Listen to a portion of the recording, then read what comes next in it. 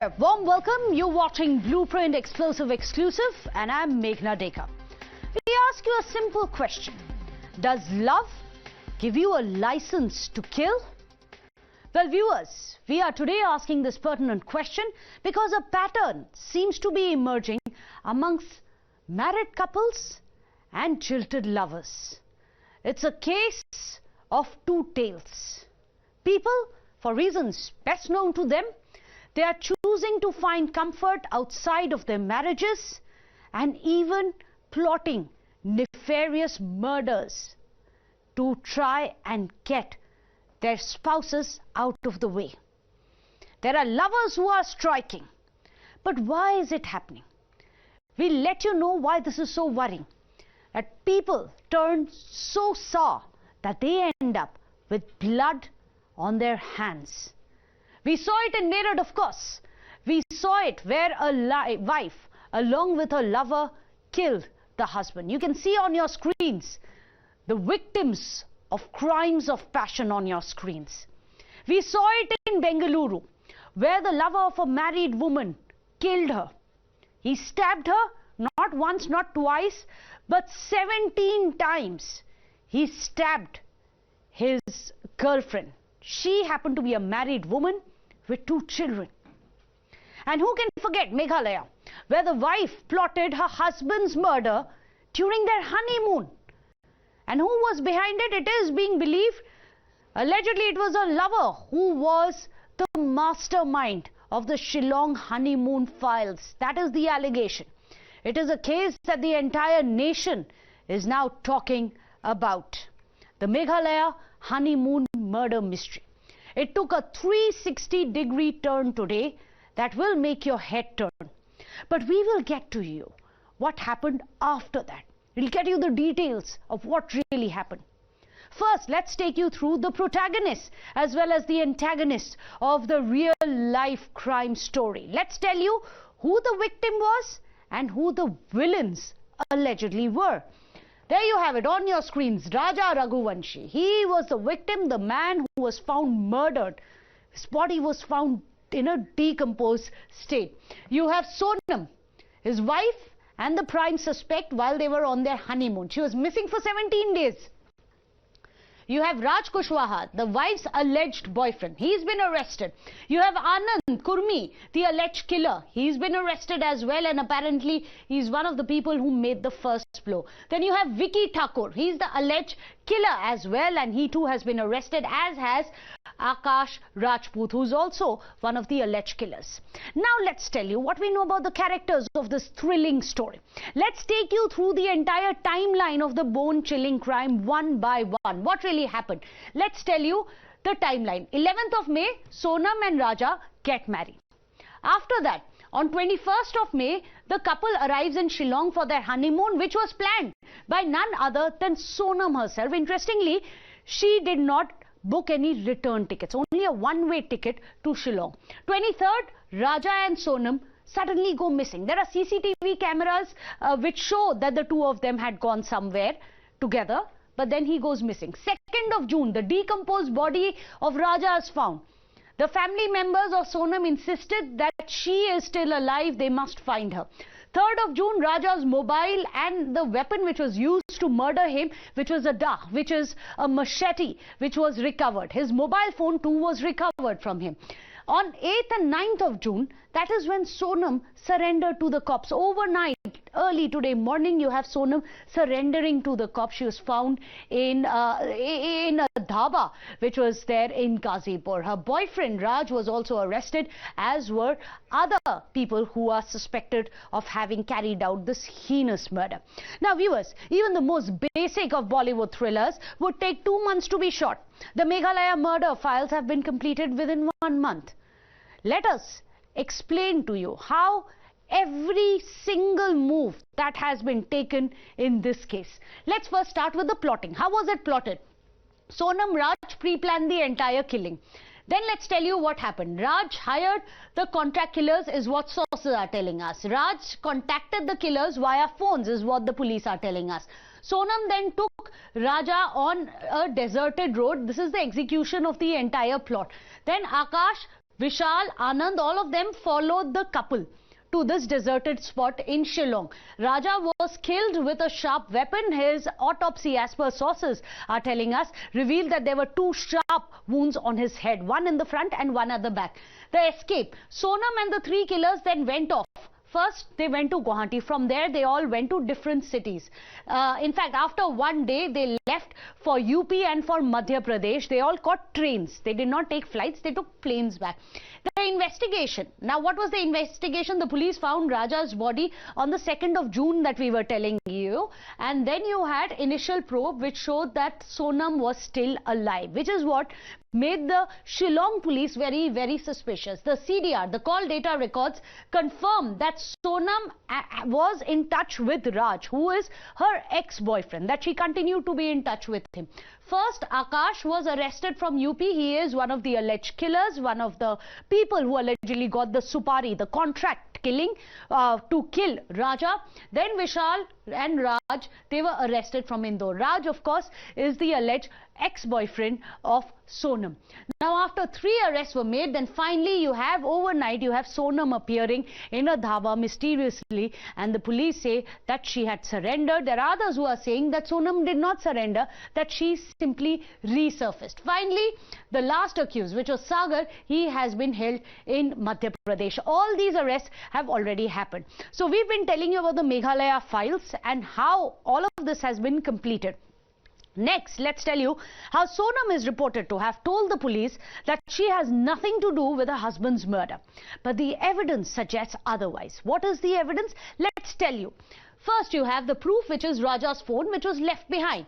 If it was a crime of theft, if it was about theft, then it would have been stolen. It shows that this was a crime of passion and not really of robbery. If it was robbery as a motive, they would have definitely taken the mobile phone of Raj, which was left behind. Second proof, the defensive wounds which are found on the body of Raja. This shows that there was struggle which happened to fight off the dao, which was essentially that machete which was used to hack into Raj. The proof 3 is the fact that Sonam went missing for 17 days. If she is a wife who's out on a honeymoon with her husband, after her husband is being murdered or he goes missing, if she doesn't know that he was being murdered for 17 days, where was she? Why didn't she go to the police? Why didn't she go to the authorities? Why didn't she complain that her husband's been murdered? The mysterious 17 days disappearance is the biggest question. Sonam was missing, shows that she clearly fled the scene of crime. Something that the Shillong police have already said, that she fled. Why did she flee? If her husband was killed and she had nothing to do with the murder, if she was robbed, one person's basic instinct would be to go to the police and the authorities, but she went missing from the place of crime, went off to Guwahati with these alleged killers of her husband, and from there she went off to Uttar Pradesh. You had 3 men who can be seen on CCTV cameras following Sonam and her husband Raja, which shows that there are CDRs, the call data reports, as well as the CCTV hints that this was all pre-planned. It's not something which happened, just happened. It was all planned. So let me also put out the statistics, and this statistic is going to shock you. Look at this. In 2022, it was reported that 10% of all murders in India were due to relationship-related conflicts. 2,800 people were murdered either because they rejected someone's proposal or they cheated on their partner or their partner is cheating on them. Let these statistics sink in. That does beg the question. I asked the top people as to who does really get the license to kill just for love. But before we go across to our guests, let me play out the special interaction. I spoke to the Meghalaya Chief Minister Conrad Sangma, asked him what this case meant for the Shillong police to solve, why it was a case for their dignity, a fight for their pride, a fight for not just Meghalaya but the whole of Northeast. Because he says the state and the whole of Northeast was being maligned in certain sections. Watch what he had to say. Did it take a lot of hurdles to overcome, especially between the states as well, given the nature of the crime and then the alleged criminals who were not within Meghalaya and had fled immediately? What were the kind of hurdles that you and your police force had to face? Well, first of all, of course, was the fact that the conditions were very difficult because of the weather, the rain, the topography. demography, all of these factors made it very challenging. But apart from that, also the fact that there was a lot of pressure and a lot of different groups and even media houses leading to conclusions made a huge challenge for our police personnel. But I must congratulate the police department for an excellent investigation.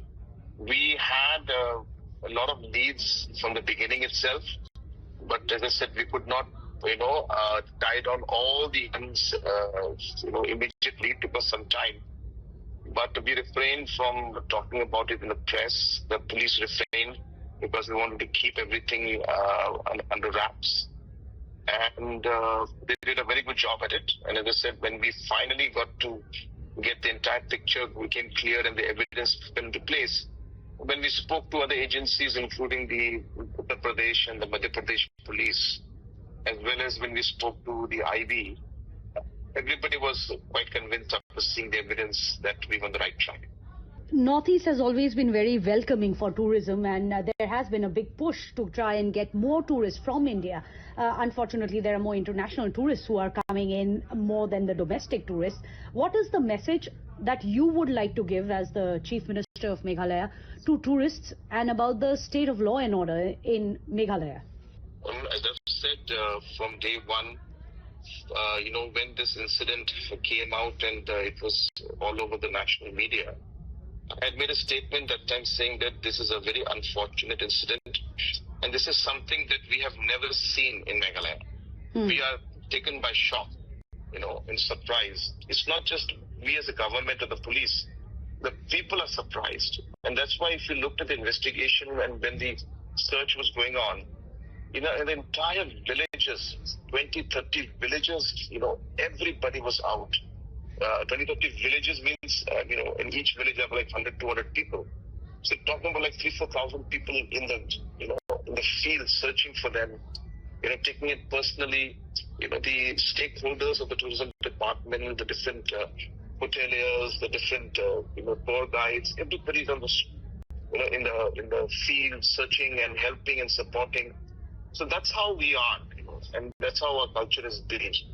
And as I said, the unnecessary manner in which it was really made to be negative was something that was really unfortunate. But as I said, we don't want to say anything much now.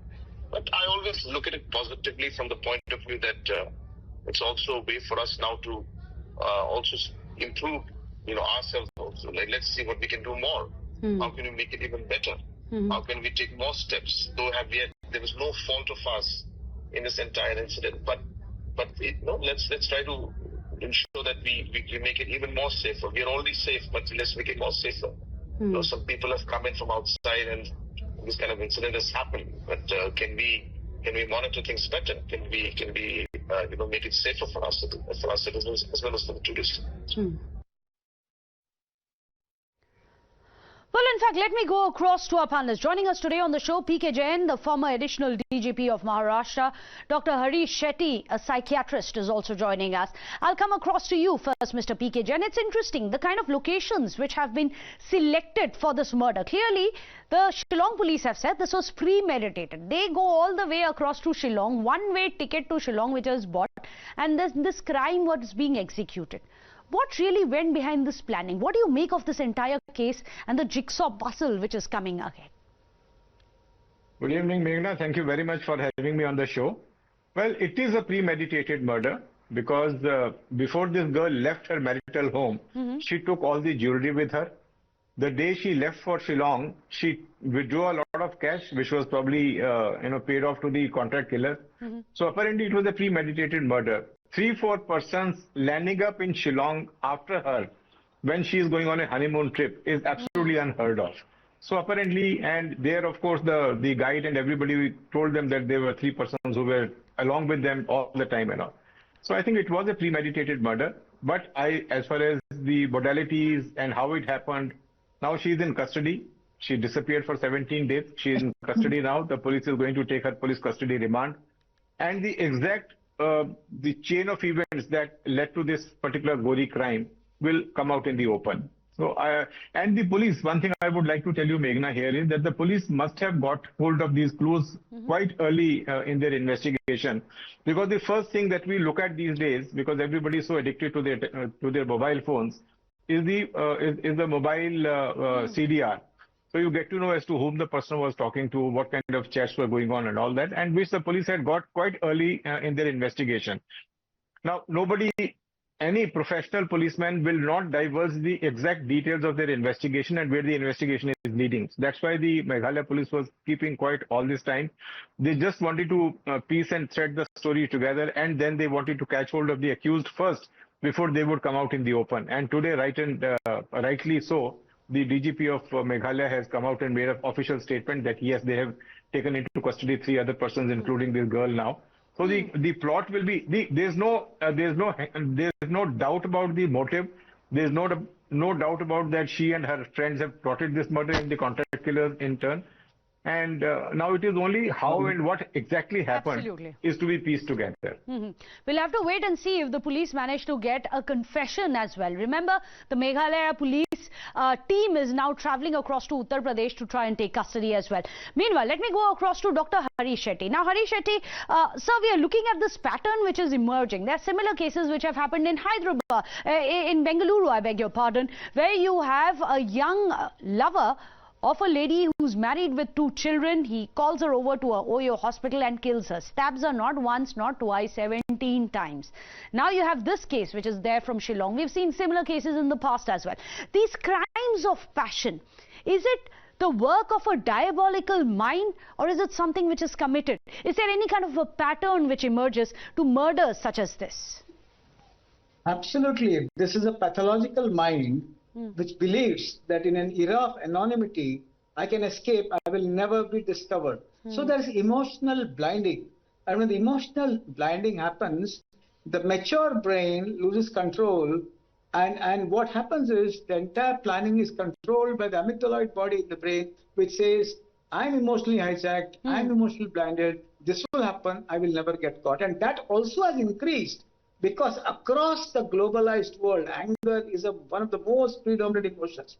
If we draw a triangle, on the bottom we have people who are angry, and at the apex we have pathological people who do not mind and who believe that killing is legitimate and I will never be caught. So these are pathological people, and they take a chance with anonymity in a fast-paced world. But Meghalaya is a place very close to my heart. We run an NGO known as My Home India.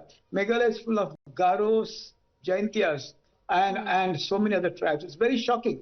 But there are many women and men lurking around, waiting to kill their lovers or their husbands or their wives. Why? Because obsessive love, insecure love, possessive love, hates, it never loves. True love can never hate. So in a globalized world where the pace is fast, the psychosocial turmoil is huge, a lot of people with traits which are very devious and dangerous find this the best place to execute a murder, this is the right place to execute a murder, and I will never get caught. So this is the mind of a blind killer, of a killer who believes that if I do this, I'm doing something right. I am emotionally hijacked, I will never be caught. It's that fearlessness where they delude themselves into thinking I will not be caught. I'll slip under anonymity, but at the end of it, of course, things cannot be kept hidden. Facts cannot be kept hidden. This is the devious deed of a diabolical mind, and clearly you can see the pathological footprints all over the place. Thank you so much, Mr. P.K. Jain, as well as Dr. Hari Shetty, for explaining to us these crimes of passion and what happens when love turns toxic. With that, a short break. Don't go anywhere.